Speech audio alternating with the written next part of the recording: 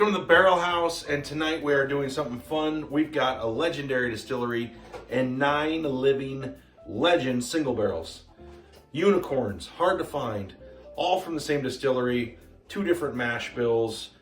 Awesome, thought we were gonna run through them. We're going from proof to high proof.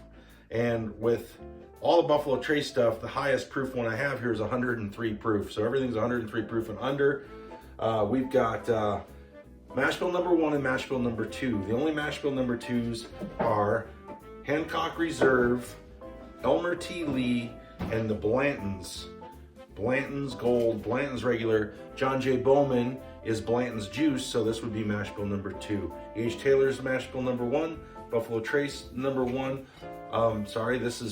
This is Canadian whiskey brought over and aged in Blanton's barrels. So this is Royal Canadian Juice brought down to Frankfort, Kentucky, and then aged for 6 to 7 years in Blanton's used barrels.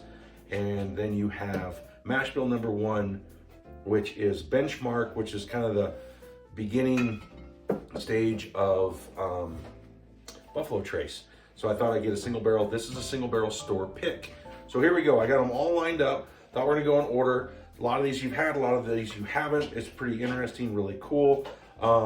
There's all kind of a story behind it. Blanton's is the original single barrel that was ever put out in bourbon. And the distiller that did that was Elmer T. Lee in honor of Colonel Blanton. He did Blanton's as a single barrel. Later, Elmer T. Lee, who was the 5th distiller since the Civil War, was honored with his own namesake single barrel.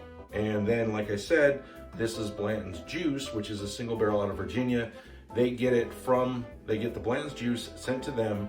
They then distill it again, so it's triple distilled, then age it in their own barrels, and for 7 to 8 years, and it comes out as John J. Bowman. It's about 20 bucks cheaper than regular old Blanton's if you can get it, although this is a single barrel store pick, which I've had. When I got it, I'm like, oh cool, this would be cool, it's fun to find. I've never seen another single barrel store pick of Blanton's. It's super awesome. So we're gonna shoot through this. The benchmark I put in here is mainly gonna be a cocktailer, and it's hard to, I got it from my brother-in-law in Florida, otherwise it's kind of hard to find, but I thought it'd be fun to put in there because this is only a $20 bottle. MSRPs on all of this as I go, I will talk about it. So Hancock Reserve, this one is really hard to find. Every great once in a while you run into it. It's really pretty solid, and MSRP on it is about $55. It's mash bill 2 along with Blanton's, and just off, there's no age statements on these, but just off the way it drinks, it's not aged quite as long as Blanton's. I would put it more probably in around the 5-year range, but a lot of the same flavors as Blanton's. You're getting that nice caramel, vanilla. There is a little bit of oak on there, and with it being mash bill number 2, a little bit more of a higher rye mash bill. I don't know exactly what it is, but mash bill 1 is only like 8% rye. I would guess 2 at about 15%. She's got a nice little baking spice, vanilla, caramel, and a little nutty, nice sweet finish, and a little bit of spice on it. It's solid. All right, let's head to Benchmark. Now Benchmark, if you can find these are great cocktails. Regular Benchmark, and then I have the Bottle and Bond. The full proof is pretty good for like 24 bucks. Like I said, the single barrel I think was $20. Bottle and Bond's like $19. Screw off caps, and yeah, it's a little bit rougher, a little bit below Buffalo Trace. This is probably only about a 3-year, probably maybe 4. It's not a Bottle and Bond, so it doesn't have to be, so I imagine it's only 2 to 3 years. This is definitely an entry-level single barrel. Good in the cocktail, which I will make here in a little bit, so we'll pour the rest of that in there. Now we have, this was 88.6 proof. I think, or was this, you know, I had this in the wrong order. This was 80 proof, so I should have done this first. 88.6, and then 90 proof, and then 90 proof and on up. So I got them out of their, a little bit of order of the proofs, sorry, but that's all right. I gotta have Elmer T in the middle. This is so good. This is a single barrel store pick. It is so dark. Look at the dark versus the light. This is a regular single barrel Caribou, and that is the store pick. Isn't that crazy? Anytime you can find a store pick. It's so delicious. It's just vanilla, caramel. It's kind of like a vanilla caramel apple. It's got a little bit of a fruity little apple to it, I would call it that. This is a dessert bourbon. It's a low proof. Excellent. If you can find it, grab it. It is so good.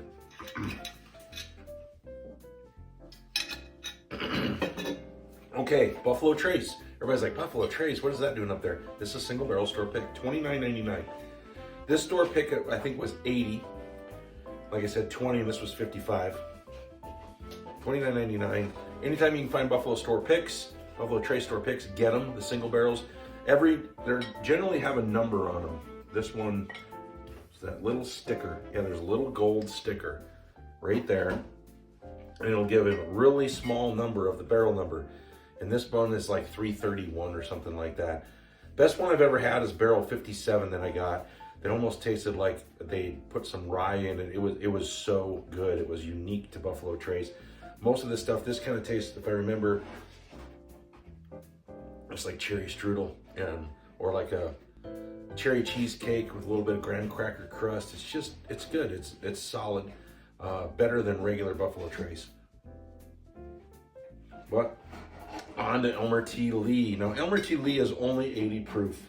And Elmer T. Lee goes for MSRP around $50. Believe it or not, talked to a buddy of mine yesterday, and he got a bottle of this at Christmas in a liquor store that he knows. Happened to walk in on a Thursday. They just got, and he goes, and he used to work at the liquor store, and the guy's like, hey, you want this bottle of Elmer T. Lee? MSRP. Paid like $50 for it. So, believe it or not, it's out there. You just gotta get super lucky. Ask around all the time and just always be asking, right place, right time. It's good. It's like a strawberry cream. It's nice and light. Strawberry rhubarb pie maybe, or a piece of like strawberries, what's that? Like strawberry shortcake. There you go, strawberry shortcake. I'm gonna go with that, sticking with it. A little bit more water. I hope you love my 9 legends of Buffalo Trace. These are all single barrels from the same distillery, most of them unicorns, most of them hard to find. Most of them are pretty good for the price at MSRP. I'd love to see them make a little more and actually get it out there to where you could just get it if you want it. But I think the problem would be is people would try it, they could have it whenever they want it and realize maybe it's not awesome and they try other stuff. I think they purposely keep it allocated and keep it like unicorns so that we are constantly hunting, and we want our bourbon, we want our Blantons, we want our Buffalo Trace, Sazerac stuff. This is a single barrel. It is absolutely unbelievable store pick. So smooth. This is just vanilla caramel cream. It's just a nice light char and just is better than regular Blantons. It's rock solid. I can't wait. I'll get to the gold here in a minute. Now we're heading into one of my absolute favorites. This one is very hard to find, unfortunately. But once again, MSRP, I think it's gone up. But when I got this bottle, I paid $50 for it. Now I think it's in this, and my buddy just got one and he paid MSRP, and it's a little over 60 now, but that's still good. I think he paid 65.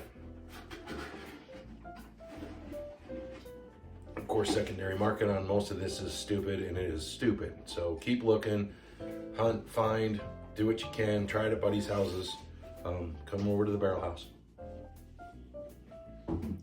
That E.H. Taylor single barrel is so good.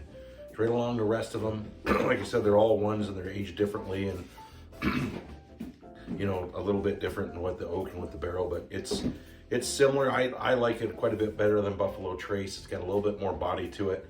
There's light baking spice at the end, and it's more like vanilla strudel, maybe cinnamon on top, a little bit roasty, maybe a little bit marshmallowy. I don't taste the caramel apple like I do in Buffalo Trace. Candied apple more in Buffalo Trace, probably.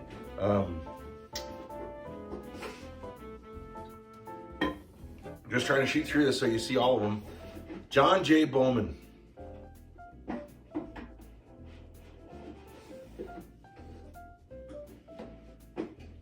That is smooth. That's smoother than the Blantons. Tastes similar, but it doesn't have quite the rye kick at the end. It's just smooth all the way through. It just tastes like vanilla, caramel, and cherries. It's like a cherries jubilee with some caramel and vanilla drizzle mixed in. It is solid and smooth. $20 less than Blanton's. Anytime you can find a John J. Bowman, get one. My neighbor I recommended, he found one, I believe it was last fall, and then he found another one, and he said they don't make it through the weekend with him and his friends. He absolutely loves it. He hunts for it. It is fantastic. Blanton's Gold, the last one, and we will say cheers and good night. 103 proof. This is from Japan. I got it from my brother-in-law. Smooth as smooth. That's why you can't find Blanton's Gold. If you can get one ever for under $200, I would recommend getting it. It is so good at 103 proof. It is just a nice, smooth, light caramel, almost butterscotch, light oak. I'm not getting that rye spice or baking spice, and it's just drink smooth and is smooth. We'll do the two together. Okay, Blanton's, delicious. Blanton's Gold, oh, also very delicious. John J. Bowman. They're all real similar.